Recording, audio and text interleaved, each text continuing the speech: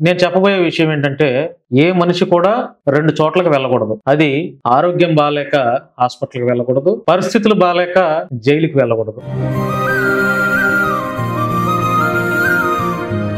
ఆ కోడికత్తి కేసు సంచలనంగా జైలులో నా అనుభవాలు అనే ఒక కాన్సెప్ట్‌తో ఈరోజు కోడికత్తి సీనుతో నేను ఇంటర్వ్యూ చేయబోతున్నాను.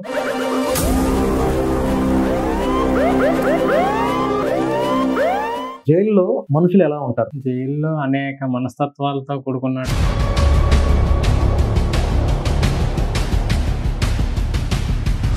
పోలీసు వారితో ఎలాంటి పరిస్థితులు ఎదురయ్యాయి నీకు? అంటే ఏమైనా ఇబ్బందులు పెట్టారా పోలీసు వాళ్ళు?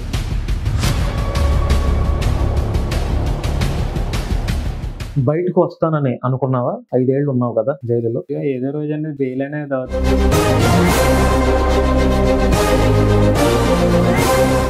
ఇప్పుడు ఈ బుక్స్ ఎందుకు పట్టుకున్నావు? అంటే ఇది లాకి సంబంధించిన పుస్తకాలు లోపల కూడా ఎంతో మంది అంటే న్యాయం అనేది అందుబాటులో ఉండట్లేదు ప్రజలకి.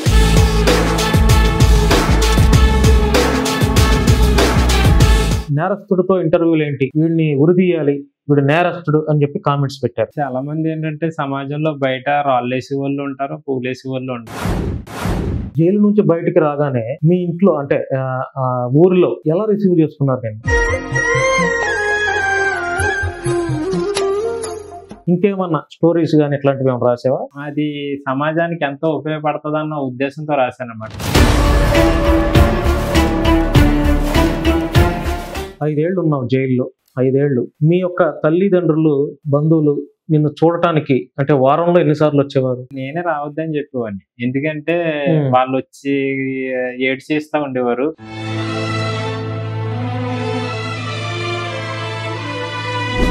కూటమి ప్రభుత్వం మీకు న్యాయం చేస్తుంది అనే ఒక భరోసాతో ఉన్నారు మీరు ప్రజెంట్. అవునా, మా అమ్మ అన్నయ్య వీళ్ళందరూ.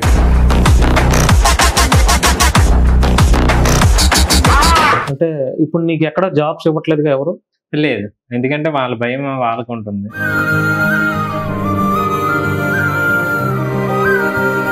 అందరికీ నమస్కారం అండి.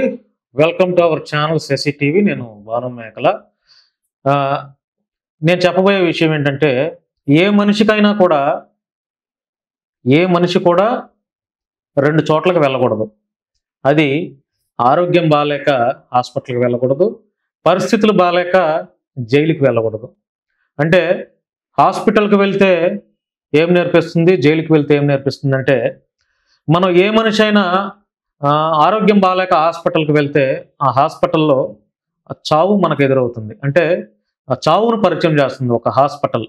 ఎందుకంటే మనం క్షేమంగా ఇంటికి వెళ్తామా, మన ఫ్యామిలీతో మరలా క్షేమంగా హ్యాపీగా ఉంటామా, నాకు వచ్చినటువంటి ఈ రోగం తగ్గుతుందా అని ఈ డైనమాలో ఉండి హాస్పిటల్లోనే ఆ దిగులు బాధతోనే చాలామంది ఉంటారు. దేవుడు కరుణిస్తే చక్కగా ఆ వ్యాధి నయమయ్యి కొంతకాలం 10 రోజులు 20 రోజులు హాస్పిటల్లో ఉండి ఆ బెడ్ మీద పడి దేవుడు దయ ఉంటే మరలా ఇంటికి క్షేమంగా వెళ్ళి కుటుంబంతో హాయిగా ఉంటాం. సో హాస్పిటల్కి వెళ్తే చావును పరిచయం చేస్తుంది హాస్పిటల్. అదే ఒక మనిషి పరిస్థితులు బాలేక జైలుకి వెళ్తే జైల్లో మనకు జీవితం అంటే ఏంటనేది ఆ జైలు మనకి పరిచయం చేస్తుంది. ఎందుకంటే జైల్లో ఉన్నప్పుడు మనుషులు ఆవేశంతో ఎక్కువ నేరాలు చేస్తారు. ఆలోచన లేకుండా ఆవేశంలో ఎక్కువ నేరాలు చేస్తారు. ఆ నేరాలు చేసిన తర్వాత వచ్చే రిజల్ట్ మనకి జైలు. ఆ జైల్లోకి వెళ్ళినప్పుడు అక్కడ రకరకాలైనటువంటి ఖైదీలు అక్కడ మనకు ఎదురవుతారు. ఆ ఖైదీల్లో అత్యాచారం చేసిన వాళ్ళు ఉంటారు, మర్డర్లు చేసిన వాళ్ళు ఉంటారు, గంజాయి బ్యాచ్ ఉంటారు, బ్లేడ్ బ్యాచ్ ఉంటారు, భార్యను చంపేసిన వాడు ఉంటాడు, పిల్లల్ని కిడ్నాపులు చేసి చంపేసిన వాళ్ళు, ఇట్లా రకరకాలైనటువంటి ఖైదీలు మనకు జైల్లో పరిచయం అవుతారు. సో మన పరిస్థితులు బాగాలేక జైల్లోకి అడుగుపెట్టిన తర్వాత అక్కడ ఎలాంటి పరిస్థితులు మనకు ఎదురవుతాయి, తోటి ఖైదీలు మనల్ని ఎలా రిసీవ్ చేసుకుంటారు, అసలు ఖైదీలు జైల్లో వాళ్ళు చేసిన తప్పులకి రియలైజేషన్ అవుతారా, ఫ్యామిలీస్ గుర్తొస్తాయా, లేకపోతే ఎప్పుడు ఈ జైలు నుంచి ఈ జైలు అనే నరకం నుంచి బయటపడాలని అనుకుంటాడా, నా తప్పు అయిపోయిందని అతనైనా మనసులో ఆత్మవిమర్శ చేసుకుంటాడని ఈ రకరకాలైనటువంటి పరిస్థితులు మనకి జైల్లో ఎదురవుతాయి. నాతో పాటు ఈరోజు మన శశి టీవీలో కోడికత్తి కేసు సంచలనంగా మారినటువంటి కేసు 2 తెలుగు రాష్ట్రాల్లో సంచలనం సృష్టించింది అనమాట. కోడికత్తి కేసు. అతని పేరు ఇంటి పేరు జన్నుపల్లి శ్రీనివాస్ అయితే కోడికత్తి సీనుగా మారిపోయింది. అంటే అతనికి జరిగినటువంటి ఆ ఇన్సిడెంట్ అతని పేరుని ఇంటి పేరును కూడా కోడికత్తే ఇంటి పేరుగా మారిపోయింది. అతను దాదాపుగా 5 ఏళ్ళు జైలులో నరకం చూశాడు. అతనికి ఎలాంటి అనుభవాలు ఎదురయ్యాయి, ఎలాంటి పరిస్థితులు ఆయన ఎదురు చూశాడు, జైలులో ఉన్నప్పుడు ఆయన ఎలా రియలైజ్ అయ్యాడు, ఫ్యామిలీ గురించి ఏం ఆలోచన చేశాడు, ఈ గవర్నమెంట్ల గురించి ఏం ఆలోచన చేశాడు, ప్రజల గురించి ఏం ఆలోచన చేశాడు అనేది జైలులో నా అనుభవాలు అనే ఒక కాన్సెప్ట్తో ఈరోజు కోడికత్తి సీనుతో నేను ఇంటర్వ్యూ చేయబోతున్నాను. జైలులో అతను పడినటువంటి ఇబ్బందులు ఎలా ఉన్నాయి, అక్కడ ఆయనకు ఎదురైనటువంటి పరిస్థితులు ఎలా ఉన్నాయని అడిగి తెలుసుకునే ప్రయత్నం అయితే చేస్తాను. తమ్ముడు నమస్తే. నమస్తే అండి, అందరు ప్రజలందరికీ కూడా నమస్తే. అంటే కేసుకు సంబంధించిన ఏ విషయాలు కూడా నేను అడగను. జైల్లో మనుషులు ఎలా ఉంటారు? జైల్లో అనేక మనస్తత్వాలతో కూడుకున్నటువంటి వ్యక్తులు వస్తూ ఉంటారండి. ఒకరు నేరం చేశామని కుమిలిపోతూ ఉంటారు. ఒకరేమో అబ్బా నన్ను అనుకోకుండా ఎరిగించారు, మరింత కక్ష సాధింపు కోసం ఇంకొకరు కక్ష పెంచుకుంటూ ఉంటారు. ఒక్కొక్కరేమో ఇంకా హ్యాబిచువల్ గా చేస్తూ ఉంటారు అనమాట. వాళ్ళకి ఒక అత్తరిల్లాగా ఉంటా ఉంటుంది జైలు. అంటే ఎప్పుడు అదే పనిగా నేరాలు చేస్తూ ఉంటారు. నేరాలు చేస్తూ ఉంటారు. అంటే అలా వస్తూ ఉంటారు, పోతూ ఉంటారు. ఇంకా అలా అనేక మనస్తత్వాలతో కూడుకున్న వ్యక్తులు ఉంటారు. 5 ఏళ్ళు జైల్లో ఉన్నావు కదా, అక్కడ పోలీసు వారితో నీకు ఎలా, అంటే పోలీసు వారితో ఎలాంటి పరిస్థితులు ఎదురయ్యాయి నీకు? అంటే ఏమైనా ఇబ్బందులు పెట్టారా పోలీసు వాళ్ళు? లేదండి, వాళ్ళు కూడా ఎవరిని ఇబ్బంది పెట్టాలని అనుకోరు. ఎందుకంటే జైలు అనేది వాళ్ళకి శిక్షించడానికి కానీ ఏ విధమైన అధికారాలు లేవు. వాస్తవం ఏంటంటే ఒక జైలు అది నిజమో అబద్ధమో తెలియదు కాబట్టి అంటే ఇలా చేశారో లేదన్నది ఆరోపించబడి ఉంటారు. ప్లస్ అలాగే శిక్ష విధించబడిన వాళ్ళు ఉంటారు. అలాగే ఓన్లీ కేవలం ఏంటంటే వాళ్ళకి శిక్షించే అధికారం లేదు, ఓన్లీ సంరక్షించే అధికారం అనమాట. అంతేగాని ఎవరిని శిక్షించడానికి అయితే జైల్లో అధికారాలు ఇవ్వలేదు. అంటే జైలులో లైబ్రరీలు, గ్రంథాలయం, యోగా చేసుకుని ఇట్లాంటివి ఉంటాయి కదా? లైబ్రరీలు, గ్రంథాలయం అన్నీ ఉంటాయి. కాకపోతే ఏంటంటే బాధ్యతాయుతంగా అయితే అక్కడ మెలగరు అనమాట. ఎవరి జీతాలు వాళ్ళు తీసుకుంటున్నామా ఏంటి అని ఆలోచిస్తారు తప్ప సమాజం కోసం అయితే ఆలోచించారు. అది ఎలా అంటే ఇప్పుడు సపోజ్ ఒక నేరస్తుడు వస్తాడు, వాడు చదువుకోకపోవచ్చు. ఇప్పుడు చాలా మంది గిరిజనులు గంజాయి కేసుల్లో వస్తున్నారు. వాస్తవం ఏంటంటే ఒక తెలివైనోడు వాళ్ళని తెలివిగా మోసం చేయడం అనమాట. అంటే పాపం వాళ్ళకి ఆర్థికపరమైన ఇబ్బందులు, 5,000 ఇస్తాం పలానా దిక్కు నువ్వు సరికట్టు వస్తే మేము ఇలాగా అని ఆశ పెట్టేస్తే వాళ్ళ వాస్తవానికి ఏంటంటే అసలైనోడు ఇరుక్కోవట్లేదు అందులో. ఎవరైతే అమాయకులు ఉన్నారో పాపం గిరిజనులు అంటే అమాయకులే కదా, వాళ్ళు చదువు రాదు ఏమీ రాదు, అటువంటి వాళ్ళు అందరూ జైల్లో ఉంటారు. వాళ్ళ మీద గంజాయి కేసులు మోపేసి గిరిజనుల మీద. అసలైన పెద్ద పెద్ద స్మగ్లర్స్ ఎవరూ ఉండరు. ఈ చిన్న వాళ్ళు అనమాట. 5,000కి 10,000కి అట్టుకెళ్ళి ఎక్కడో సిటీ కట్టుకుని వచ్చి ఇవ్వడం, ఇవన్నీ చేసినప్పుడు వాళ్ళు దొరికితే వాళ్ళు ఇరుక్కుపోతారు. కానీ మెయిన్ ఉన్నవాడు ఇటు పారిపోతారు. అలా ఎంతో మందిని చూస్తా ఉండేవాడిని నేను. ఏడుస్తా ఉండేవారు పాపం. వాళ్ళకి బెయిల్ ఎట్టేవారు ఉండరు, అసలు కేసు అంటే ఏంటో తెలియదు వాళ్ళ కుటుంబాలకి. అలాగా ఆదివాసీలకి. బయటకు వస్తానని అనుకున్నావా? 5 ఏళ్ళు ఉన్నావు కదా జైలులో. నేను బయటగా ఏదో రోజు అనేది బెయిల్ అనేది అవుతుంది. మా వాళ్ళు కూడా పోరాటం చేస్తున్నారు కదా, లాయర్ గారు కూడా ఉన్నారు, సపోర్ట్ ఉన్నారు. తప్పకుండా ఏదో రోజు బయటకు వెళ్తామని అనుకునేవాడిని. కాకపోతే అక్కడ ఉన్న వాళ్ళు కూడా నేను ఒకటే ఆలోచించేవాడిని, లేదు మనం అసలు ఏంటి, ఎందుకు జరుగుతున్నాయి నేరాలు, ఏంటి సమాజం ఎందుకు ఇలా ఉంది ఏంటి అని అక్కడ ఉన్న లైబ్రరీలో ఉన్న పుస్తకాలన్నీ చదువుతూ ఉండేవాడిని. అక్కడ కూడా మేడం గారు కూడా, అక్కడ అనంతలక్ష్మి గారు అని ఆవిడ కూడా సహకరించేది అనమాట. ప్లస్ అక్కడే నేను డిగ్రీ కట్టి పూర్తి చేశాను. ఇక్కడ జైల్లోనే డిగ్రీ కట్టావు? డిగ్రీ అయిపోయిందా? డిగ్రీ అయిపోయింది, డిగ్రీ పూర్తి అయిపోయింది. ఫస్ట్ స్టాండర్డ్ లో పాస్ అయ్యాను. ఎగ్జామ్స్ అట్లా అక్కడే బయట నుంచి వస్తారు, బయట నుంచి వచ్చి ఏర్పాటు చేస్తారు. చదువుకున్నావు అయితే, జైలులో టైం వేస్ట్ చేయకుండా చక్కగా చదువుకున్నావు. ఏదైనా తెలుసుకోవాలి, ప్లస్ ఏదైనా నేర్చుకోవాలన్న తపన అనమాట. ఇప్పుడు ఈ బుక్స్ ఎందుకు పట్టుకున్నావు? అంటే ఇది లాకి సంబంధించిన పుస్తకాలు. లోపల కూడా ఎంతో మంది అంటే న్యాయం అనేది అందుబాటులో ఉండలేదు ప్రజలకి. చాలా మంది ఏంటంటే డబ్బు అధికారానికి తప్ప మిగిలిన సామాన్యులకి అసలు న్యాయం అనేది జరగట్లేదు. లాకి సంబంధించింది భవిష్యత్తులో ఏదో తప్పకుండా లా చేయాలి అని అనేది కొన్ని ఆర్థికమైన పరిస్థితుల వల్ల చేయలేకపోతున్నాను అనమాట. కానీ ఏదో రోజు మనం నిలదొక్కుంటాం. ప్రజలందరూ కూడా సాయం చేయడానికి సిద్ధంగా వస్తున్నారు, ముందుకు వస్తున్నారు. అందరూ చాలా మంది ముందుకు వస్తున్నారు. అంటే లా చేయాలని ఉంది నీకు మనసులో? తప్పకుండా. అంటే జైలులో నీకు ఎదురైనటువంటి పరిస్థితుల నేపథ్యంలో లా చేయాలనుకున్నావా? అవును. అంతేనా? అవును. అంటే జైల్లోనే వచ్చింది నీకు ఆలోచన? జైల్లోనే వచ్చింది. అంతకు ముందు కూడా చాలా పుస్తకాలు చదువుతూ ఉండేవాడిని. అంటే నేను వర్క్ చేసుకుంటా ఉన్నా గానీ మొబైల్ ఫోన్ వాడింది తక్కువ. ఎక్కువగా పుస్తకాలతోనే గడిపేవాడిని. పుస్తకాలతో గడుపుతూ ఉండేవాడిని అనమాట. అంటే నాకు చిన్నప్పటి నుంచి ఎదురైన పరిస్థితులు, సమాజం కోసం కొంచెం తెలుసుకోవడం. చాలా మంది ఏమంటారంటే ఈ సమాజం పాడైపోతుంది అని అంటారు తప్ప, లేదు ఈ సమాజాన్ని బాగు చేసుకుందామని ఆలోచించే వాళ్ళు తక్కువ మంది ఉంటారు. నీకుందా బాగు చేయాలని? సమాజాన్ని ఎవరో ఒక వ్యక్తి అనుకుంటే అవ్వదు. ప్రజలందరూ అనుకోవాలి, అలాగే పాలకులు కూడా అనుకోవాలి. ఏంటి ఈ రోజు ఈ క్రైమ్ జరుగుతుంది, ఇంత నేరాలు జరుగుతున్నాయి, ఏంటి దీన్ని అరికట్టేయాలంటే ఏం చేయాలి, ఏంటి అసలు దీనికి గల కారణాల మూలాలను వెతకాలి. కాకపోతే పాలకులు కూడా ఆలోచిస్తా ఉండాలి.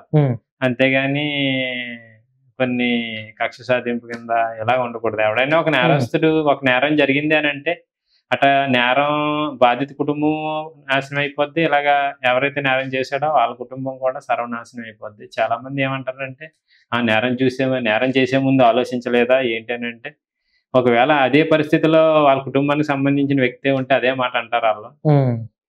ఇప్పుడు చాలా మంది నిన్ను నేరస్తుడుగానే పరిగణిస్తున్నారు. చాలా మంది అంటే ఈ మధ్య 2-3 ఇంటర్వ్యూస్ చూశాను. అందులో కొంతమంది పాజిటివ్ గానే నీకు కామెంట్స్ పెట్టినా కూడా కొంతమంది ఉంటారు కదా సమాజంలో, 2 వ్యక్తులు 2 మనస్తత్వాలు కలిగిన వాళ్ళు ఉంటారు. మంచిగా ఆలోచించేవారు ఉంటారు, చెడుగా ఆలోచించేవారు కూడా ఉంటారు కదా. సో కొంతమంది చెడుగా మీకు నేరస్తుడితో ఇంటర్వ్యూలు ఏంటి, వీడిని ఉరిదీయాలి, వీడు నేరస్తుడు అని చెప్పి కామెంట్స్ పెట్టారు. అంటే నేరస్తుడు అనే పదానికి నువ్వు అర్హత కలిగి ఉన్నావా? అంటే నిజంగా అంటే నేరం చేసి ఉంటే నేను నిజంగా వాళ్ళు అన్నా కూడా నేను నేరస్తుడిగా తీసుకోవచ్చు అని అనుకుంటాం మనం. చాలా మంది ఏంటంటే సమాజంలో బయట రాళ్ళేసి వాళ్ళు ఉంటారు, పూలేసి వాళ్ళు ఉంటారు. అలాగే రాళ్ళేసి వాళ్ళు కూడా మనం వాళ్ళు వేస్తున్నారు కదా అని వాటిని కుంగిపోయి అది చేయడం అనేది అంటే మనం ఏమనుకున్నామో దాని వైపు వెళ్ళాలి తప్ప వాళ్ళ వ్యక్తిగతమైన విషయం అదంతా. నాకు ఉరేసేయాలి, చంపేయాలి అని అనుకుంటే వాళ్ళు హ్యాపీగా ఉంటానంటే దానికి ఏం పర్లేదు. ఆ రోజు ఏదైనా నిరూపితమై ఏదైనా జరుగుంటే ఓకే, దానికి నేను అంగీకరిస్తావు. ప్రతిరోజు ఇప్పుడు వారం అంటే ఆదివారం వెళ్ళి పోలీస్ స్టేషన్ లో సంతకం పెట్టొస్తున్నావు? అవును, ప్రతిరోజు సంతకం పెట్టొస్తాను. ఇప్పుడు నీ మీద అంటే ఇప్పుడు నీ వయసు అంతా 33 సంవత్సరాలు. అవును. ఈ 33 సంవత్సరాల్లో నీ మీద వచ్చిన కేసు ఇది ఒకటే? అవును. ఇంక ఏ కేసు లేదు? అంటే కేసు ఒకటే అంటే నేను ఇంతకు ముందు ఒక పెళ్లికి వెళ్ళాను అనమాట. పెళ్లికి వెళ్తే వాస్తవానికి ఏంటంటే ఒక వ్యవస్థ చేసే తప్పుదాలు చెప్తున్నాను. నేను పెళ్లికి వెళ్తే అక్కడ గొడవ పడుతున్నారు. నేను అప్పుడు కొంచెం అంటే ఒక ఎంప్లాయ్మెంట్ చేసి బయట ఉండేవాడిని. అనుకోకుండా ప్రతి పండగకి వచ్చి కొన్ని వచ్చేవాడిని. సంక్రాంతి అంటే మాకు పండగ కాబట్టి కోనసీమలో నేను ప్రతి పండగకి వచ్చేవాడిని. వస్తా ఉంటే ఒక రోజు పండగకి వస్తే మా ఊర్లో ఒక అతను పెళ్లి జరుగుతా ఉంది. ఇలా కుర్రోళ్ళు ఒక అమ్మాయిని ఏదో అన్నాడని సొంత చెల్లి అనమాట. ఆ అమ్మాయి పెళ్లి కుదిరింది. ఆ అమ్మాయి పెళ్లి కుదిరితే ఆడేదో అన్నాడు తప్పుడుగా ఆ అమ్మాయిని, ఏదో ఇలాగ అన్నాడని మా ఊళ్ళందరూ వెళ్ళి కొట్టారనమాట. కొడితే ఎందుకురా వీళ్ళని కొట్టడం, ఇదంతా అలా చేయకూడదు, ఆడు మన బంధువే కదా, మనం ఎందుకు అలాగా ఓకే ఏదన్నా మన నుంచి ఎదురే వచ్చింది కొట్టడం ఎందుకని నేను వాళ్ళందరినీ విడదీసి నేను వెళ్ళిపోయాను, వర్క్కి వెళ్ళిపోయాను. ఆ తర్వాత ఏం జరిగిందనో నాకు తెలియదు. మా ఇంటికి పోలీసు వాళ్ళు వచ్చారట. వచ్చి నా ఆధార్ కార్డు ఎట్టుకుని వెళ్ళారు.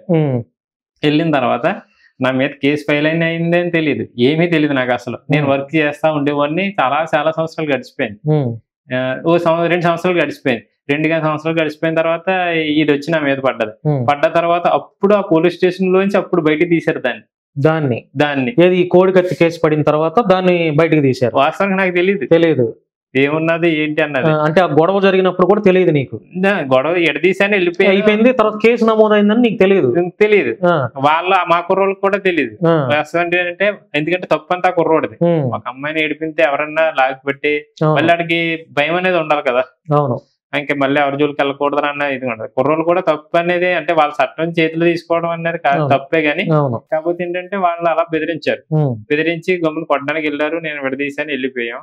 అది అప్పుడు ఎస్ఐ గారు వీళ్ళందరూ కూడా పట్టించుకోలేదండి ఈ విషయాన్ని అసలు. ఓకే అయిపోయింది కదా వాడిని రాని అంటే వీడు ఏం చేశాడు, ఆ గొడవ జరిగిన పారిపోయాడు. పారిపోతే వాళ్ళని ఏం చేశాడు, మా అందరి మీద కేసు పెట్టాడు. ఇలాగా ఇలా మా ఓన్ కిడ్నాప్ చేస్తారని. మేము అందరమే వెళ్ళిపోయాం కదా. వాళ్ళు ఎస్ఐ గారికి తెలుసు కావాలనే నాటకాలు కొంచెం అల్లరిగా ఉండేవాడు అనమాట. వేసాడంటే ఆడు ఒక 20 రోజులకి 10 రోజులకి తిరిగి వచ్చేసాడు. దాన్ని మర్చిపోయారు ఇంకా అందరూ. ఆ తర్వాత 2 సంవత్సరాల తర్వాత అప్పుడు దీన్ని బయటికి తీసుకొచ్చారు. అడుగో వాడు ఇలా చేశాడు ఇలా చేశాడు అంటే అదొక కేసు, ఈ కోడికత్తి కేసు. ఈ కేసు అది కూడా లేదులే, అది కూడా లేదు. ఈ 2 కేసులే మెయిన్. ఈ కేసు ఇంకే కేసులు లేవు. లేదు డ్రింక్ అండ్ డ్రైవ్ లేదు, ర్యాష్ డ్రైవింగ్ కేసు లేదు, ఈవ్ టీజింగ్ కేసు లేదు, గంజాయి కేసు అసలు ఏ కేసులు లేవు, అత్యాచారం కేసులు కూడా లేవు. ఇదైనా ఓన్లీ ఇలాగా గొడవ పడ్డారో అన్న పెట్టారు. కానీ అందులో వాస్తవం ఏంటంటే మా ఊళ్ళందరూ ఇప్పుడు కాదంటారు. అంతెందుకు నేను ఒకనే మా అన్నయ్య ఒకడో తీసారనమాట. మా చిన్నాన్న గారు అబ్బాయి ఫస్ట్ ఆడి పేరు, సెకండ్ నా పేరు వచ్చారు. మా అన్న ఎందుకు వెళ్ళినందుకు. నేను బయటకు వచ్చినాక ఎవరన్నా గొడవ పట్టి మైంగా వెళ్దామన్నా, కొట్టుకుంటున్నా వెళ్దామన్నా కూడా భయం.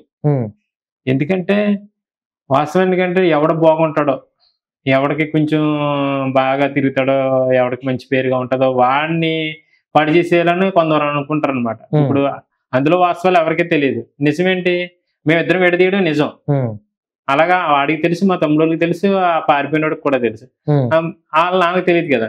ఈ పక్కన ఉన్న వాళ్ళు మా అన్నయ్య నేను కొంచెం, ఆ అన్నయ్య కూడా కొంచెం బాగుంటాడు, అంటే కొంచెం ఆర్థికంగానే కొంచెం తిరుగుతూ ఉంటాడు అనమాట. బాగా చదువుకున్నాడు, వీడికి ఉద్యోగం ఏమన్నా వస్తుందా, వీడు బయట తిరుగుతున్నాడు, మంచి బాగా సంపాదించుకుంటున్నాడు అంటే వీళ్ళిద్దరినే చూస్తే వీళ్ళకి ఇరికిస్తే వీళ్ళు పతనం అయిపోతారు కదా అని ఆలోచించే వాళ్ళు ఎక్కువ ఉంటారు.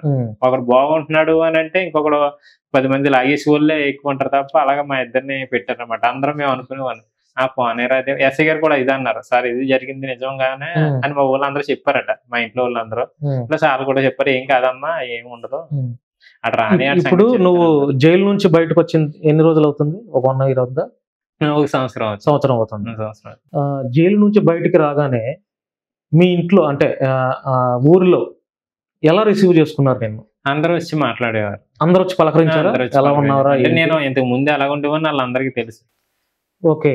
ఎవరు ఇప్పుడు కూడా అంతెందుకు, నాకు నాతో ఈ కేసులు ఇరుక్కున్న తర్వాత నాతో పనిచేసిన వాళ్ళందరూ నా కోసం ఏడవడం తప్ప నన్ను తిట్టింది లేదు, ఏమి లేదు. నా పోలీసులు కూడా అనేవారు, నువ్వు నీ కోసం వాళ్ళు ఏడుస్తున్నారు, నువ్వు ఎవరికైనా సాయం చేసి వాడువట. అసలు ఎందుకు ఈ పరిస్థితులు అంటే కేసు కోసం చెప్పకూడదు కానీ ఎందుకు ఇలాగ వచ్చింది ఏంటని వాళ్ళు కూడా అప్పుడు సిఐ లడ్డా గారు వీళ్ళందరూ కూడా అనేవారు అనమాట. చాలా మందికి నేను ఎప్పుడు కూడా వాళ్ళని ఎవరిని ఎప్పుడు తప్పుగా మాట్లాడడం కానీ, ఎవరిని అటకారంగా అనడం కానీ, ఎవరినైనా అమ్మనివాడిని బాగా చూసేవాడిని. ఇప్పటికీ పాపం వాళ్ళు ఎవరైతే కనెక్ట్ అంటే ఫోన్లో కానీ ఎప్పుడు తగలేదు, ఎక్కడెక్కడో పని చేసుకునేవారు వాళ్ళు కూడా. అంటే చాలా మంది గుర్తుపడతావా పోలీసు వారిని ఇప్పుడు నువ్వు? అంటే అప్పుడు నీ కేసు విషయంలో నేను ఎవరెవరైతే అరెస్ట్ చేశారు, కోర్టులకు తీసుకొచ్చేటప్పుడు పోలీసు వారు నీ వెంట వస్తారు కదా, వాళ్ళని గుర్తుపట్టగలవా? ఇప్పుడు వాళ్ళు మారిపోయి ఉండొచ్చు, మారిపోయి ఉంటారు. వాళ్ళు గుర్తుపడతారులే నిన్ను. గుర్తుపడతారు. ప్లస్ నేను పనిచేసినప్పుడు కూడా మాట్లాడితే కులము అంటే కొన్ని కులాలే ఉన్న వాళ్ళు అని అనుకుంటారు, కానీ అన్ని కులాల్లో కూడా పేదలు ఉంటారు అన్నమాట. కొంతమంది అక్కడ జైల్లో ఎదురయ్యాయి నీకు పరిస్థితులు? నువ్వే కులం అని ఎవరైనా అడిగారా? కులం అనేది తప్పకుండా ఎక్కడికి వెళ్ళినా ఎదురవుతూనే ఉంటది. జైలులో పోలీసు వారు ఏంటంటే వాళ్ళు అంటే మనిషి యొక్క పూర్తి ఆధారాలు జైల్లో కావాలి కాబట్టి కులము, మతం గురించి, పేరు, తండ్రి పేరు అన్ని అడుగుతారు. అది పక్కన పెట్టేస్తే తోటి ముద్దాయిలు ఉంటారు కదా, వారు నువ్వే కులం వాడివిరా అని చెప్పి నీకు ఏదైనా నిన్ను ఇబ్బంది పెట్టే ప్రయత్నం చేశారా? లేదు. ఖైదీలు ఎప్పుడు నాతో అలాగే ప్రవర్తించలేదు. ప్లస్ ఏంటంటే ఎవరి బాధల్లో వాళ్ళు ఉంటారు అన్నమాట. ఎవరి బాధల్లో వాళ్ళు ఉంటారు. నిన్ను అందరితో కలిపే నీకు వేశారా? అంటే సెల్ లేకపోతే నీకు సపరేట్ గా సెల్ ఏమైనా ఉంటుందా? లేదు, సింగిల్ సెల్ లోనే ఉండేవాడిని. ఎక్కువ 5 ఏళ్ళు దాంట్లోనే ఉన్నావా? 5 సంవత్సరాలు ఒంటరిగానే ఉన్నావు. అంటే ఒంటరిగానే పొద్దు నుంచి సాయంత్రం వరకు ఉండేవాడివి? లేదు, ఉదయం 6 గంటల వరకు లోపల ఉండేవాడిని, మళ్ళీ సాయంత్రం 5 అయినప్పుడు లోపల వేసేవారు. మిగిలిన టైం ఏంటంటే నేను చదువుకోవడానికి సార్ అంటే తీరు ఎవరినని అప్పుడు సూపరింటెండెంట్ రాజారావు గారు ఉండేవారు. సార్ నేను రిక్వెస్ట్ చేస్తే లేదరా వీడు ఎవరి జోలికి వెళ్ళడం అల్లరి చేయరు, ఎవరో ఈయన ఏమనరు, ఎందుకంటే అందరూ ఇప్పుడు ఈ 2000 మంది ఖైదీలు ఒకటి అయితే ఈ కుర్రోడు ఒకడు ఒకటి వెళ్ళండి లైబ్రరీకి వెళ్ళి చదువుకున్నామండి అని ఆయన ప్రోత్సహించడం. మేడం గారు కూడా ఇంకా లైబ్రరీలో ఉండేవాడిని, ఎక్కువ శాతం లైబ్రరీలో ఉన్నాం. లైబ్రరీకి వెళ్ళినప్పుడు నువ్వు చదివిన పుస్తకాలు ఏమేమి చదివావు? ఏ పుస్తకాలు చదివావు? అంటే మతాలకు సంబంధించినవి కూడా చదివానండి. మతాలకు సంబంధించినవి ప్లస్ అంబేద్కర్ కి సంబంధించిన సమాజానికి సంబంధించిన నవల్లో ఇలాగన్నీ జైల్లో 5 ఏళ్ళు ఉన్నావు కదా, ఏమన్నా కథలు కానీ డ్రామాలు కానీ లేదంటే పాటలు కానీ రాయటం చాలా మందికి అలవాటు. జైల్లో ఉన్నప్పుడు ఏ వ్యక్తికైనా సరే, నువ్వు 5 ఏళ్ళు జైల్లో ఉన్నావు, డిగ్రీ కట్టావు టైం వేస్ట్ చేయకుండా, ఇంకేమన్నా స్టోరీస్ కానీ ఇట్లాంటివి ఏమైనా రాసావా? రాశాను. అంటే అది సమాజానికి ఎంతో ఉపయోగపడుతుంది అన్న ఉద్దేశంతో రాశాను అనమాట. అంటే ఏ టైప్ ఆఫ్ స్టోరీ అది? అంటే ఒక నేరం జరిగిన తర్వాత పరిస్థితులు ఎలా ఉంటాయి ఏంటి అంటే నా అనుభవంలోంచి తీసుకొచ్చింది. పెన్ పేపర్ తో రాసావు? పెన్ పేపర్ తో కాకుండా అక్కడ ఉన్న పరిస్థితులు ఎదుర్కొంటా. అంటే నేరం జరిగిన తర్వాత చాలా మంది ఉరేసేయాలి, తర్వాత ఇంకేదో అంటే నేరస్తుని ప్రోత్సహిస్తున్నాడని చాలా మంది కామెంట్ చేయొచ్చు. వాస్తవాన్ని ఏంటంటే నేను కోరుకునేది ఏంటంటే అసలు నేరం జరగకుండా సమాజాన్ని చూడడం. ఎందుకంటే మనం అనాది కాలం నుంచి అంటే తప్పు చేసిన ఏ వ్యక్తి అయినా తప్పు చేస్తే వెంటనే శిక్ష వేయకుండా అసలు నేరమే జరగకుండా చూడాలంటావా? నేరమే జరగకుండా జరుగుతుందా ఈ సమాజంలో? తప్పకుండా. ఎప్పుడైతే మన సమాజంలో విలువలు పెంచుకుంటా ఉంటామో, ఎందుకంటే మానవతా కోణంతో ఇప్పుడు నిర్భయ మీద అత్యాచారం చేశారు, ఎన్కౌంటర్ చేశారు. రీసెంట్ గా ఒక 5 ఏళ్ల కిందట అమృత ప్రణయ్ పరువు హత్య జరిగింది. ఆ అమ్మాయిని కూడా ఒక దళితుని ఎస్సీ మాల కులానికి చెందిన వ్యక్తిని ప్రేమించిందని తండ్రి మర్డర్ చేయించాడు. వాళ్ళందరికీ ఇప్పుడు యావజ్జీవితం పడింది. ఇప్పుడు ఇట్లాగా ఎన్కౌంటర్, ఒక అమ్మాయి మీద అత్యాచారం చేస్తే ఎన్కౌంటర్లు చేస్తున్నారని తెలుసు కూడా మరి అత్యాచారాలు ఎక్కువైపోతున్నాయి. మర్డర్లు చేస్తే ఉరిశిక్ష పడిద్ది, జైలు జీవితం యావజ్జీవితం వేస్తారని తెలిసినా కూడా మర్డర్లు జరుగుతున్నాయి. మరి ఎలా సమాజంలో ఇది మనం మార్చలేము కదా? సమాజంలో మన వంతు మన ప్రయత్నం చేస్తాం అంతే, కానీ సమాజం మార్పు చెందదు. సమాజం మార్పు చెందదు అని అనుకుంటే ఒకప్పుడు మతం అనేది ఉండేది. మతం ఏం బోధించేది? మానవత్వాన్ని బోధించేది, ధర్మాన్ని బోధించేది, అలాగే పాపభీతి బోధించేది. నేడేంటంటే చాలా మతాలు ఏంటంటే అసలు మానవత్వం లేదు మతంలో, అలాగని పాపభీతి లేదు, దేవుడు అంటే భయం లేదు. ఈ పాపాలు చేసేస్తే చాలా మంది క్షమించేస్తాడు దేవుడు అన్న కోణం ఒకటి ముందుకెళ్తుంది. ఇవన్నీ ఎందుకు మానవత్వంతో ఎప్పుడైతే సమాజాన్ని విలువలతో ఒకప్పుడు అంటే పెద్దరికానికి చాలా విలువ ఇచ్చేవారు. అంటే ఒక పెద్ద ఆయన వచ్చినా, మా పెదనాన్న వచ్చినా లేచి నిలబడడం, నమస్కారం చేయడం, ఒకవేళ అతను వస్తుంటే మనం పక్కకు తప్పుకోవడం. కానీ నేడేంటంటే పెద్ద రకంగా ఎదుర్కొన్న మంతాగిళ్ళు ఆన్లైన్ తిట్టడం, సిగరెట్లు కాల్చడం, ఇలాగ నానా ఎక్కువ ఏంటంటే మొత్తికి మందు అలవాటు ఉందా? సిగరెట్ గానీ మందు గానీ గుట్కా అసలు ఏం అలవాటు లేదు. సినిమాలు చూస్తావా? సినిమాలు అప్పుడప్పుడు చూసేవాడు. ఎక్కువగా మహేష్ బాబు సినిమాలు చూస్తాను. మహేష్ బాబు ఫ్యాన్ ఫ్యాన్ అంటే కాదు, మహేష్ బాబు సినిమాలు ఎక్కువ చూసేవాడు. పవన్ కళ్యాణ్ గారికి కూడా చూస్తావు. ఏంటి నీకు మహేష్ బాబు గారి సినిమాలు ఏం నచ్చాయి? పవన్ కళ్యాణ్ గారి ఏం నచ్చాయి? అంటే వీళ్ళిద్దరు సినిమాలు కూడా కొంత మెసేజ్ ఓరియంటెడ్ సినిమాలు ఉంటాయి. కొన్ని ఎక్కువ అని చెప్పలేను కానీ వీళ్ళిద్దరిలో కొన్ని అంటే మహేష్ బాబు గారి ఊరుని దత్తత తీసుకోవటం, పవన్ కళ్యాణ్ గారు కూడా శ్రీమంతుడు, పవన్ కళ్యాణ్ గారికి కూడా కొన్ని మంచి మెసేజ్ ఇచ్చే మూవీస్ స్టోరీస్ ఉంటాయి. అంటే ఇప్పుడు 5 ఏళ్ళు ఉన్నావు జైల్లో. 5 ఏళ్ళు మీ యొక్క తల్లిదండ్రులు, బంధువులు నిన్ను చూడటానికి అంటే వారంలో ఎన్నిసార్లు వచ్చేవారు? ఎలవింగ్ ఉండేదా? ప్రతి వారం అంటే వారానికి 2 సార్లు ములాఖత్ ఉండేది. 6 పడ్డ వాళ్ళకైతే నెలకి 2 సార్లు. ఇప్పుడు వారంలో 2 సార్లు వచ్చేవారు నేను చూస్తానికి? నేనే రావద్దని చెప్పేవాడిని. ఎందుకంటే వాళ్ళు వచ్చి ఏడ్ చేస్తా ఉండేవారు. ప్లస్ ఏంటంటే ఒక గ్రిల్ ఉంటది అన్నమాట. అవును, చూడటానికి మీకు అటు పక్కన గ్రిల్ ఉంటది. గ్రిల్ అవతల వాళ్ళు ఉంటారు, అవతల మేము ఉంటాం అనమాట. పక్కనంతా ఖైదీలు ఉంటారు, వాళ్ళ అవతల ఏం మాట్లాడుతున్నారో అర్థం కాదు, మేమేం మాట్లాడుతున్నాం వాళ్ళ అర్థం కాదు. ఒక వారం నేను ఎప్పుడైతే నన్ను ప్రతి 14 రోజులు కోర్టుకి తీసుకొచ్చేవారు, అప్పుడు కోర్టు దగ్గరికి రమ్మనేవాడిని. ఎందుకంటే అక్కడ లాయర్ గారు 10-15 రోజులకి కోర్టుకి తీసుకెళ్ళి వాయిదాకి అక్కడికి రమ్మనేవాడు. ఎందుకంటే జడ్జి గారు తల్లిదండ్రులు మాట్లాడుకున్నప్పుడు ఏమనరు, అనుమతిస్తారు. అంటే తినే ఫుడ్లు ఏమి అనుమతించరు కానీ మాట్లాడుకోవడం కాబట్టి పోలీసుల సమక్షంలో మాట్లాడి వెళ్ళొచ్చాను. సో జైలు దగ్గరికి రావద్దనేవాడివి, కోర్టు దగ్గరికి రండి అని అక్కడ మాట్లాడుకున్నాను. అవునవును.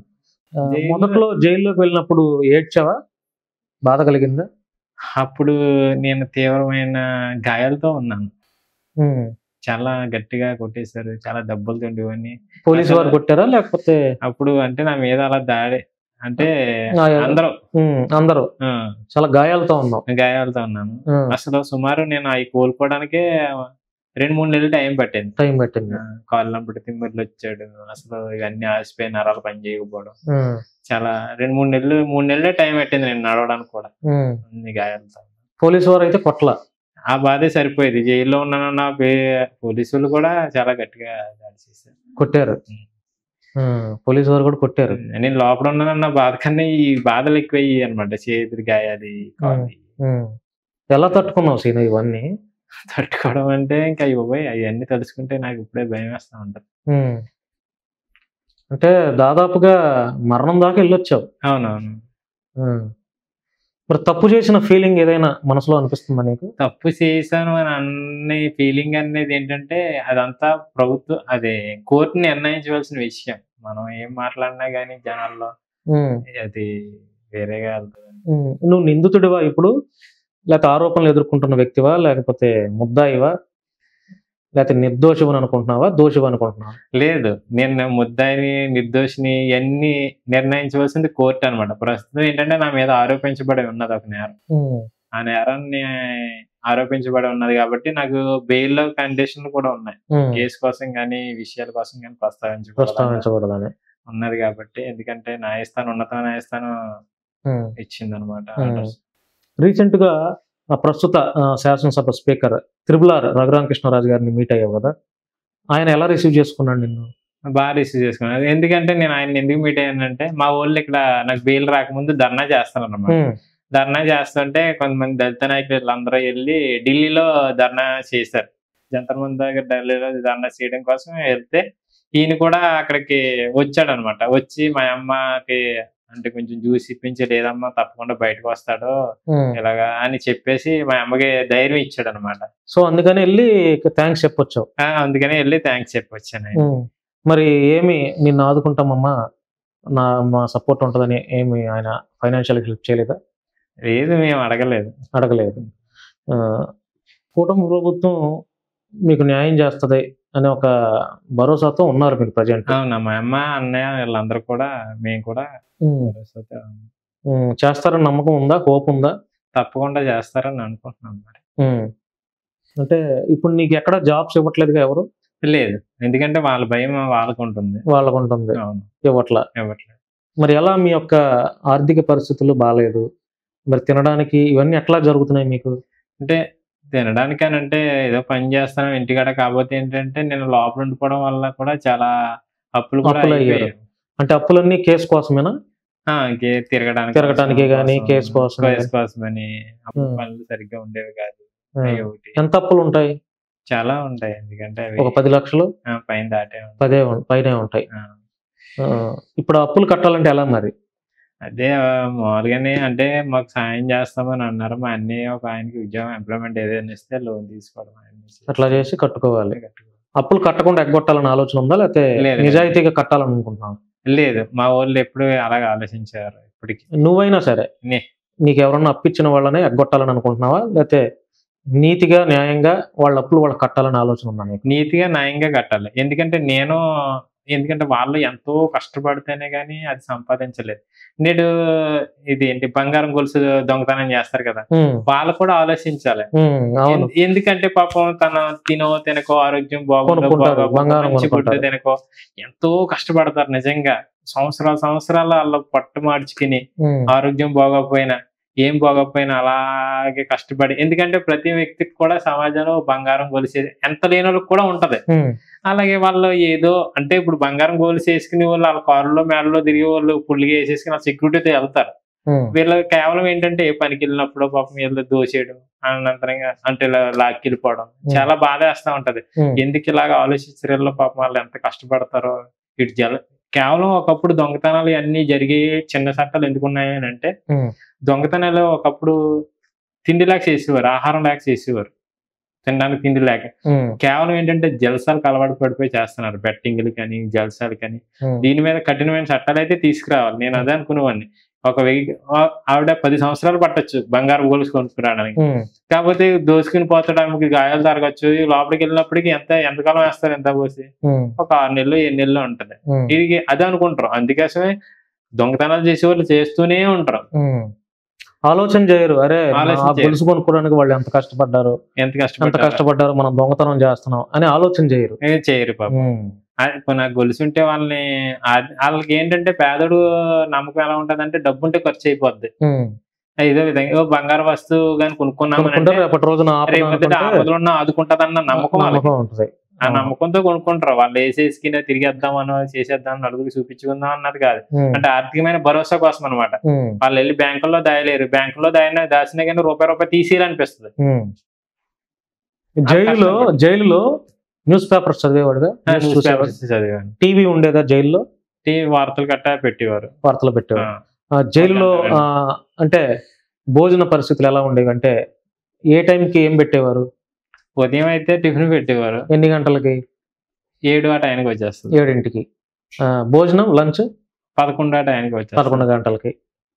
మరలా ఈవినింగ్ స్నాక్స్ టీ గానీ ఉండవు. ఇంకా ఏం లేవు. మరలా ఈవినింగ్ భోజనం ఎప్పుడు? 4 గంటలకు వచ్చేస్తుంది. 4 గంటలకి అంతే.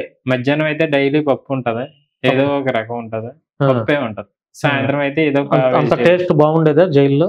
టేస్ట్ అంటే అంతమంది 2000 మందికి డైలీ టేస్ట్ గా ఉండాలంటే అసలు. నువ్వు కూడా చెప్పే కదా జైల్లో, ఎప్పుడన్నా తోటి ఖైదీలకి నువ్వు ఏమన్నా ఉండేవా? నన్ను సార్ వద్దనేవారు. సూపరింటెండెంట్ గారు అటువంటి ఏం చదువుకోవాలనేవాడు. నేను సరదాగా వెళ్తాను సార్, చేస్తాను సార్ అంటే కూడా వద్దనేవారు. అంటే ఎందుకని? అంటే వాళ్ళకు కూడా నువ్వేదైనా కలుపుతావు అనే భయంతో అట్లా అన్నారా, లేకపోతే? అలా అని కాదు, నా గురించి తెలుసు. సూపరింటెండెంట్ గారు అంటే నేను చాలా బాగా చూసాను. ఎందుకంటే అందరూ ఒక ఖైదీలో అందరూ వేరే నన్ను వేరే అనేవాడు అనమాట. అటువంటిప్పుడు ఎందుకంటే అందులో గమ్ముని ఏ వేలు తెగినా గానీ ఏం తెగినా గానీ గమ్ముని కాయగూరలు కట్ చేసినప్పుడు ఏంటంటే అదిగో అది జరిగిపోయింది ఇది జరిగిపోయింది పెడతారా. ప్లస్ ఏంటంటే వాళ్ళ ఎందుకు నీకు ఇవన్నీ చదువుకో బాగుంటుంది. జైల్లో ఓడవటం లాంటివి, బాత్రూమ్లు కడిగించడం లాంటిది అట్లాంటివి చేశారా? కాకపోతే మన రూమ్ మనమే తుడుచుకోవాలి, మన బట్టలు మనం ఉతుక్కోవాలి. నువ్వు సింగిల్ సెల్లే కదా? 5 ఏళ్ళు సింగిల్ సెల్ లోనే ఉన్నావుగా? నీ రూమ్ అంటే నీకు సపరేట్ గా వాష్రూమ్ ఉండేదా, లేకపోతే అందరితో పాటు కలిసి? లేదు, వాష్రూమ్ అందరితో పాటు సపరేట్ గానే ఉండేది నీకు. మరి 5 ఏళ్లలో సింగిల్ రూమ్ లోనే ఉన్నావు కదా, మరి సూపరింటెండెంట్ గారు నీతో బాగుంటారు అంటున్నావు కదా. సార్ నేను ఒక్కడనే ఉండలేకపోతున్నాను, మెంటల్ గా డిస్టర్బ్ అవుతున్నాను, అందరితో నన్ను కూడా పెట్టండి సార్ అని చెప్పి అడిగావా? నేను ఎప్పుడు అడగలేదు. ఎందుకంటే నేను ఒక్కడిని ఉండలేకపోతున్నాను అని అనడానికి పరిస్థితిని అర్థం చేసుకున్నా. లాయర్ గారు కూడా ఎందుకు ఎవరితో, సూపరింటెండెంట్ గారు కూడా ఎందుకు అంటే అప్పుడు ఏమనేవారంటే కేవలం ఏంటంటే నేను ఎక్కువగా పుస్తకాల మీద ఎక్కువ పెట్టేవాడు. నైట్ కూడా లైబ్రరీలో నుంచి పుస్తకాలు పట్టుకుని వెళ్ళిపోయేవాడిని. 10 గంటల వరకు చదువుకుంటూ ఉండేవాడిని. నైట్ 10 గంటల వరకు చదువుకుంటున్నాను. మన దురదృష్టం ఏంటంటే బ్రిటిష్ కాలం నాటి చట్టాలు ఇంకా జైల్లో మాన్యువల్ నడుస్తూ ఉంది. ఎందుకంటే పేపర్ ఎవరు, ఒక పెన్ ఎవరు, అసలు ఏమి అమ్మరు. వాస్తవానికి మనిషి బాగుపడే వస్తువు ఏదే అమ్మరు అక్కడ. ఇప్పుడు పేపర్ బుక్ చదువుతున్నప్పుడు ఏదన్నా నీకు అనిపించింది రాసుకోవాలంటే కూడా నీకు పెన్ను పేపర్ ఇవ్వలేదు. ఇప్పుడు ఎందుకు అక్కడ క్యాంటీన్ నడుపుతారు. క్యాంటీన్ అంతా బిజినెస్ పరంగా నడుస్తుంది, కానీ ఒక బుక్ స్టాల్ పెట్టరు అక్కడ. ఇప్పుడు ప్రతి ఒక్కరి దగ్గర వచ్చి ఉంటారు, 4 పుస్తకాలు కొని ఎవరెవరికి ఇవ్వచ్చు కొనుక్కుని. ఎందుకంటే లైబ్రరీకి వెళ్ళామనుకో అందరికి పుస్తకాలు ఇచ్చేవారు కాదు, ఎవరు. ఎందుకంటే అక్కడ మళ్ళీ వీళ్ళు పట్టుకెళ్ళి చింపేస్తారనో, అది చేసేస్తారని ఇది చేసేస్తారనో. అందులో మంచోడు ఉండొచ్చు, చెడ్డోడు ఉండొచ్చు. కాకపోతే చెడ్డోడితో పాటు మంచోడు కూడా అవకాశాన్ని కోల్పోతా ఉంటాడు అనమాట. కానీ జైల్లో ఏం చేయాలంటే మొదటిసారి అంటే చాలా మంది అంటారు సలహాలు ఇస్తున్నాడా గవర్నమెంట్ అంటే అంటారు. ఎవరికైనా తెలియని విషయాలు కొంచెం చెప్తే అంటే సమాజం బాగుండాలనే కదా. సీను, ఇప్పుడు నువ్వు జైల్లో ఉన్నావు, 5 ఏళ్ళు జైల్లో ఉన్నావు. బయటకు వచ్చిన వెంటనే కొంతమంది దళిత నాయకులు అవ్వచ్చు, కొంతమంది సమాజంలో పేరు కలిగిన వాళ్ళు అవ్వచ్చు, లేదంటే ఇంకా వాట్ ఎవర్ ఇట్ ఈస్ ఏదైనా వాళ్ళు నీకు మా పార్టీ నుంచి పోటీ చేయమని చెప్పి నిన్ను పిలుచుకొని నువ్వు మా పార్టీ తరఫు నుంచి ఈ వ్యక్తిని నేను నిలబెడుతున్నాను అన్నప్పుడు రాజకీయాల్లో ఎందుకు పోటీ చేయాలని ఎందుకు అనుకున్నావు నువ్వు? రాజకీయాల్లో పోటీ చేయాలి అని అనుకుంటే వాళ్ళు పిలిచారు. పిలిచిన తర్వాత నేను ఇంట్రెస్ట్ లేదని చెప్పొచ్చు కదా. వెళ్ళాను అని అంటే ఇంట్రెస్ట్ లేదు అని అంటే రాజకీయాల్లో తప్పకుండా వెళ్ళాలని అనుకుంటున్నావు. ప్రతి విషయాన్ని కూడా, ప్రతి చిన్న విషయాన్ని కూడా రాజకీయాల్లో ప్రభావితం చేస్తాయి. ఒక సమాజాన్ని పునర్నిర్మించాలన్న అది రాజకీయాల వల్ల అవుతుంది. అంటే రాజకీయాల్లో నువ్వు రావాలనుకోవడం తప్పులేదు, కానీ రాజకీయాల్లో రావాలి అంటే డబ్బు ఉండాలి, పలుకుబడి ఉండాలి, ఫ్యామిలీ బ్యాక్గ్రౌండ్ ఉండాలి, ఊర్లో పట్టు ఉండాలి, కాస్త కోస్తో ఒక 100 ఫ్లెక్స్లు కట్టడానికైనా డబ్బులు ఉండాలి. మన పక్కన 10 మంది తిరగటానికి, 10 మంది తిప్పటానికి, వారిని మేపటానికి కూడా డబ్బులు ఉండాలి. ఇవేం నీ దగ్గర లేవు కదా. నీలాంటి సామాన్యుడి నీ రాజకీయాల్లో ఎట్లా పాసిబుల్ అవుతుంది? లేదు. ప్రజలు ఎప్పుడైతే అంటే కొన్ని సిద్ధాంతాలు బలంగా పనిచేస్తాయి. ఆ సిద్ధాంతాలు ప్రజల్లోకి వెళ్ళిన తర్వాత ఏమవుతుందంటే ఆటోమేటిక్ గా ప్రజలే నిర్మించుకుంటూ ఉంటారు. ఒక రాజకీయ నాయకుని ఎన్నుకున్నారని అంతెందుకు, ఇంతకు ముందు కొంతమంది నాయకులు ఉంటారు, వీళ్ళందరినీ ప్రజలు తయారు చేసుకున్న వాళ్ళు. ఇప్పుడైతే వాళ్ళకి వార్షికం వచ్చేసింది కానీ అలాగే ప్రజలకు కూడా మార్పు వస్తూ ఉంటది అనమాట. పెళ్లి చేసుకోవాలని ఆలోచన ఉందా? తర్వాత ఈ కేసు అయిపోయిన తర్వాత తప్పకుండా చేసుకుంటారు. ఇప్పుడేమన్నా చూస్తున్నారా సంబంధాలు ఏమన్నా? లేదు, చాలా మంది అడుగుతారు కానీ నేనే అడుగుతున్నారా? అంటే నీ గురించి తెలిసి కూడా? ఎందుకంటే నా గురించి మా బంధువులు అందరికీ తెలుసు కాబట్టి. అంటే బంధువుల అమ్మాయి ఉందా?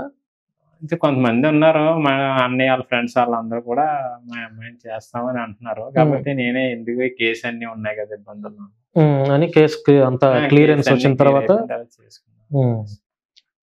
అంటే నీ కేసు విషయంలో పవన్ కళ్యాణ్ గారు కూడా చాలా బహిరంగ సభల్లో ప్రస్తావన తెచ్చారు.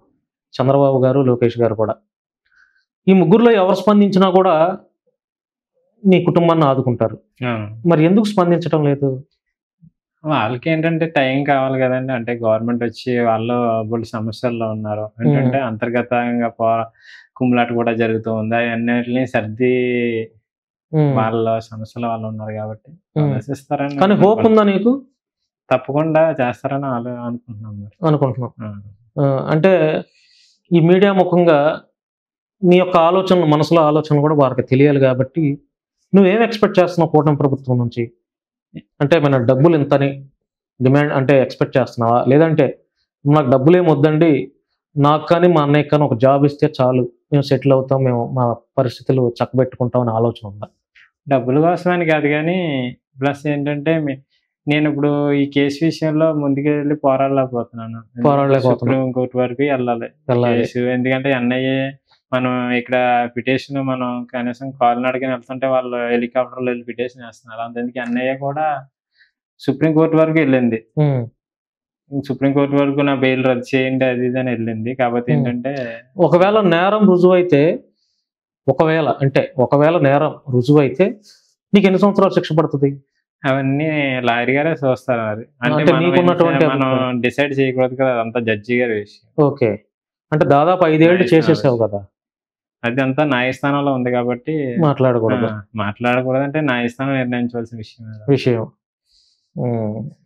ఇంకా జైల్లో నువ్వు ఎదుర్కొన్నటువంటి పరిస్థితులు ఏంటి? ఇంకా ఎవరన్నా మార్చే ప్రయత్నం చేసావా? అక్కడ నేరస్తులుగా ఉన్న వారిని మంచి మాటలతో మార్చే ప్రయత్నం చేసావా? చాలా మంది కూడా మనం మార్చాలి అని ఎవరికి వాళ్ళే మారిపోతూ ఉంటారు అక్కడ పరిస్థితులను బట్టి. జైల్లో మొదటిసారి నేరం చేసి వచ్చినట్టు తప్పకుండా మారిపోతాడు. కొంతమంది అయితే క్రైమ్ నేర్చుకుని వెళ్తారు. ఎందుకంటే పలానా సెక్షన్ కి పలానా శిక్ష పలానా అంటే కొంతమంది దొంగతనానికి అలవాటు పడిపోతూ ఉంటారు. అంటే కొన్ని తెలివితేటలు వస్తూ ఉంటాయి అన్నమాట జైల్లోకి వెళ్ళిన తర్వాత. జైల్లో ఎక్కువ మగ్గిపోయే వాళ్ళలో ఏ కులం వాళ్ళు ఉంటారు? ఇంకా చెప్పాలంటే దళితులు తప్ప ఇంకెవరో ఉండరు. ఎవరో కనపడని పెద్దగా అసలు ఉండరు. 1% 2% అంతే. ఎక్కువ దళితులే. అంటే ఎస్సీ ఎస్టీ బీసీ వాళ్ళు. ఎస్సీ ఎస్టీ బీసీలు వీళ్ళే ఎక్కువ. అంటే ఎందుకని వీళ్ళే ఎక్కువ ఎందుకున్నారు? వీళ్ళు ఎక్కువ అంటే అందరూ నేరాలు చేస్తూ ఉంటారు కానీ అన్ని బయటికి రావు. వీళ్ళకి అదే కాకుండా దళితులకు చదువు ఉండదు. ఆర్థికంగా వెనకబడి ఉన్నవాళ్ళు. ఉండేవాళ్ళు చాలా మంది ఏంటంటే నేరాస్తులను ప్రోత్సహిస్తున్నాం అంటే అన్ని కులాల వాళ్ళు నేరాలు చేస్తూనే ఉంటారు. కాకపోతే ఏంటంటే డబ్బు ఆర్థిక భావంతో వాళ్ళు బయటికి రారు. కానీ మిగిలిన ఎస్సీ ఎస్టీ బీసీలు అయితే మాత్రం ఎక్కువ శాతం వెళ్ళే ఉంటారు జైల్లో. ఎక్కువ అంటే వాళ్ళనే ఈ కులాలనే నేరస్తులుగా అంటే నేరస్తుల్ని ఎంకరేజ్ చేస్తున్నారు మీరు అని చాలా మంది అంటూ ఉంటారు.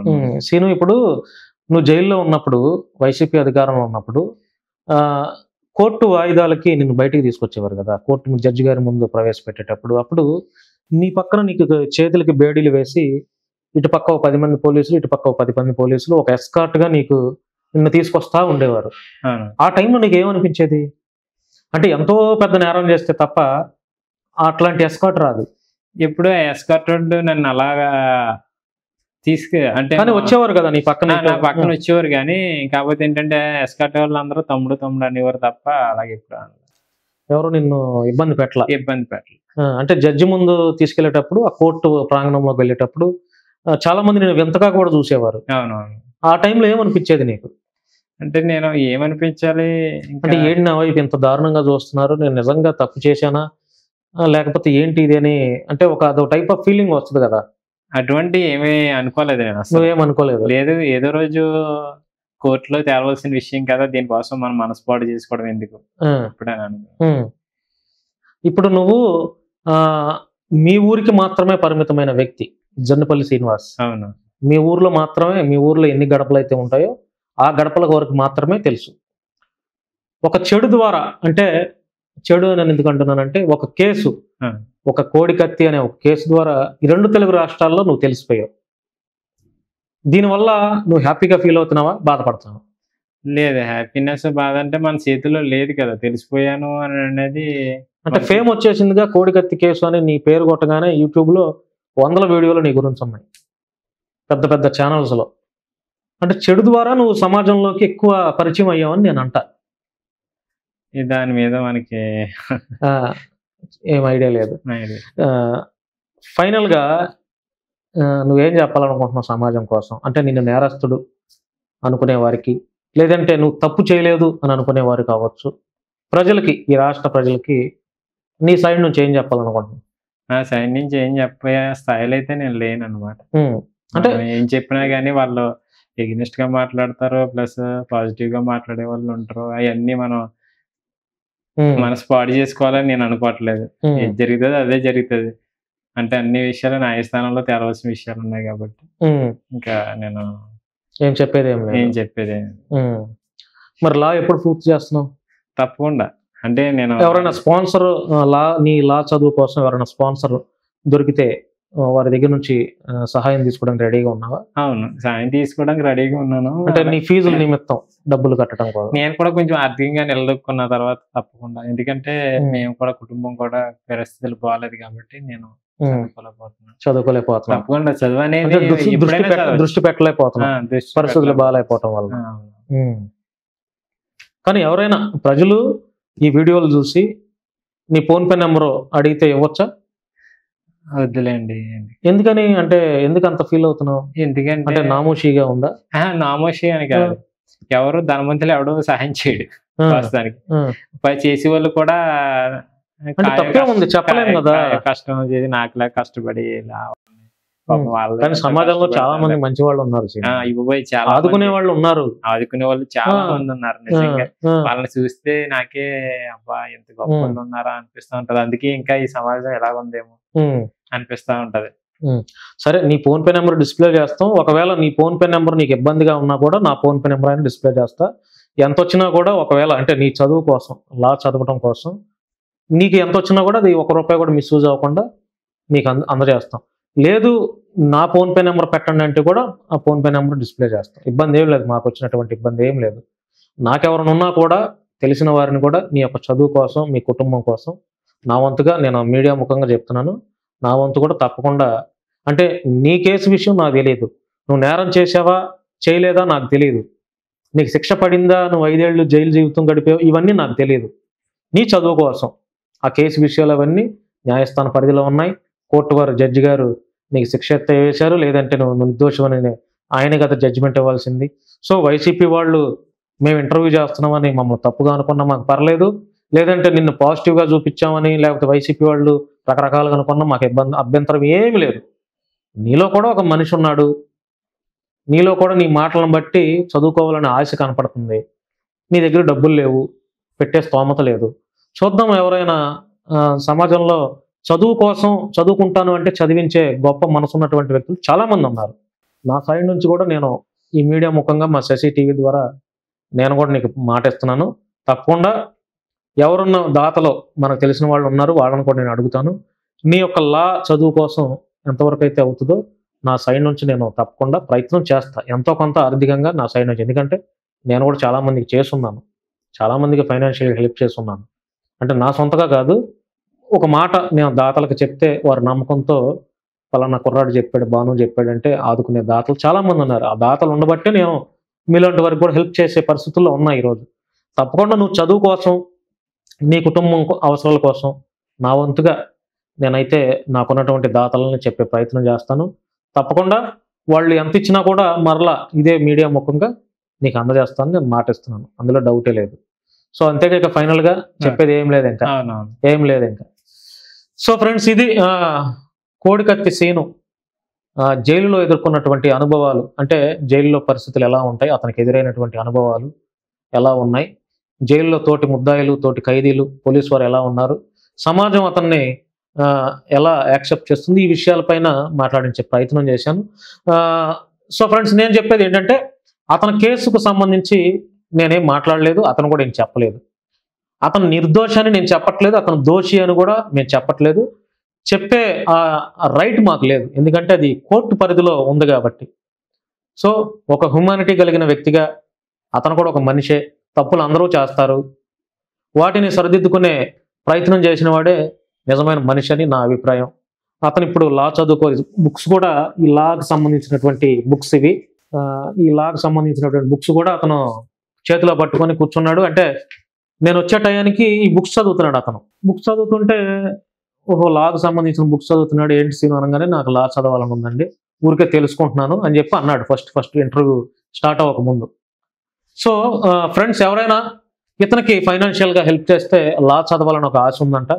అంటే అతని యొక్క పరిస్థితిని, అతని యొక్క బ్యాక్గ్రౌండ్ని, అతను చేసిన పరిస్థితిని కాసేపు పక్కన పెడితే చదువుకోవాలని ఆశ కలిగి ఉన్నాడు. కాబట్టి ఎవరైనా దాతలు మీ తోచిన సహాయం చేస్తే అది నాకైనా లేదంటే ఆయన నెంబర్ అయినా డిస్ప్లే చేస్తాను, మీరు నేరుగా అతనికైనా వేయొచ్చు. నాకు వేసినా కూడా ₹1 కూడా మిస్యూజ్ అవ్వదు, అతనికి అందించే బాధ్యత మాది. మీ పేర్లతో ఎవరెవరైతే హెల్ప్ చేస్తారో మీ పేర్లు చదివి వినిపిస్తూ కూడా అతనికి ₹1 కూడా అందజేసే బాధ్యత అయితే మాది. మరి హ్యూమానిటీ కలిగినటువంటి ప్రజలు ఎవరైనా, ఏ పార్టీ వారు, వైసీపీ వారు అవ్వచ్చు, తెలుగుదేశం వారు అవ్వచ్చు, జనసేన, బీజేపీ, ఎవరైనా సరే ఆయనకి ఏదైనా ఆర్థికంగా చదువు కోసం ఏదైనా హెల్ప్ చేయాలనుకుంటే మీరు తప్పకుండా హెల్ప్ చేస్తారని మనస్ఫూర్తిగా మా శశి టీవీ ద్వారా మిమ్మల్ని రిక్వెస్ట్ చేస్తున్నాను. ఈ వీడియో మీద మీ యొక్క అభిప్రాయాల్ని కామెంట్ రూపంలో తెలియజేస్తారని మనస్ఫూర్తిగా కోరుకుంటున్నాను.